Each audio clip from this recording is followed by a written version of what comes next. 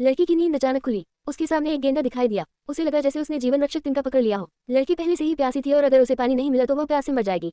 वह जानती थी कि गेंडा बहुत शक्तिशाली है और उसे विश्वास था कि वह उसका पीछा करके पानी पालेगी। अप्रत्याशित रूप से उसके दूर चलने से पहले ही उसके सामने एक छोटा सा पोखर दिखाई दिया। लड़की ने गेंडे के मना करने पर ध्यान नहीं दिया और दृढ़ता से उस पर कूद पड़ी। इस समय पानी पीने से ज्यादा जरूरी और क्या था। उसने उसे उठाया और अपने मुंह में डालने ही वाली थी। अचानक उसने पाया कि यह ताज़ा पानी नहीं था बल्कि एक चिपचिपा सफेद तरल था। जब वह बेहद हताश थी, अप्रत्याशित रूप से उसने एक गेंडे की दहाड़ सुनी जो ये संकेत दे रही थी कि वह खतरे में है। वह जल्दी से बाहर कूद गई और राक्षस के विशाल मुंह से बच गई। ये पता चला कि राक्षस ने शिकार को जाल में फंसाने के लिए पोखर के रूप में छिपाने के लिए बलगम का इस्तेमाल किया था। सौभाग्य से गेंडा ने उसे याद दिलाया कि लड़की बच गई है। वह अपना आभार व्यक्त करने के लिए गेंडा को छूना चाहती थी, लेकिन दूसरे पक्ष ने उसे बिल्कुल भी मौका नहीं दिया।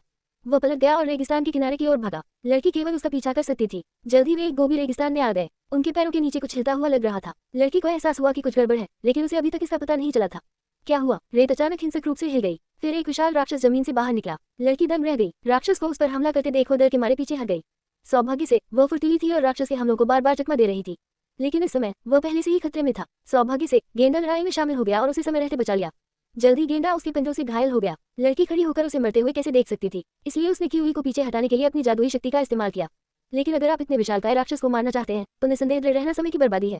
तुम्हें ऐसी जगह ढूंढनी होगी जहां राक्षस हमला न कर सके। इसलिए वह राक्षस की पीठ पर चढ़ गया और राक्षस का कवच पकड़ लिया। चाहे उसने कितना भी संघर्ष किया हो, वह लड़की के बालों को चोट नहीं पहुंचा सका। कई बार बेताब खींचने के बाद लड़की ने आखिरकार कवच को खींच लिया। इससे पहले कि राक्षस अपनी सांस पकड़ पाता, वह अचानक उछल पड़ा और कवच को उठाकर राक्षस के सिर पर जोर से पटक दिया। जब तक राक्षस मर नहीं गया, उसने इसे बार बार पटक दिया। गेंडा को ठीक करने के लिए लड़की को गेंडा को पूरी तरह से ठीक करने के लिए चेन फैंग की वर्षों की जादुई शक्ति का उपयोग करना पड़ा। अंत में वे सफलतापूर्वक रेगिस्तान से बाहर